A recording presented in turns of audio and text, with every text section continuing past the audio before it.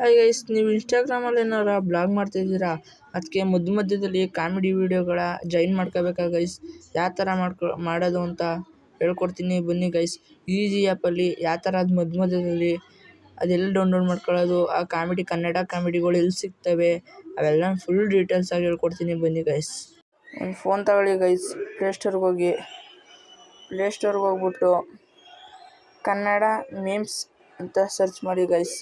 ಆಗ ಸರ್ಚ್ ಮಾಡಿದಾಗ ನೋಡಿ ಕನ್ನಡ ಮೀಮ್ಸ್ ಅಂತ ಈ ಆ್ಯಪ್ ಐತಲ್ಲ ಗೈಸ್, ಈ ಆ್ಯಪ ಡೌನ್ಲೋಡ್ ಮಾಡ್ಕೊಳ್ಳಿ ಗೈಸ್.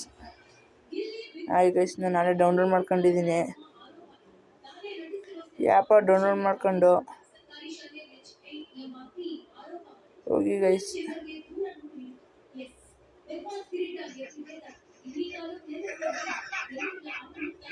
ಮೊದಲು ಹಿಂಗೆ ಬಂದಿರ್ತದೆ, ಹಿಂಗೆ ಬಂದು ಆಗ ಗೈಸ್ ಇದಮ್ಕಿ ಗೈಸ್.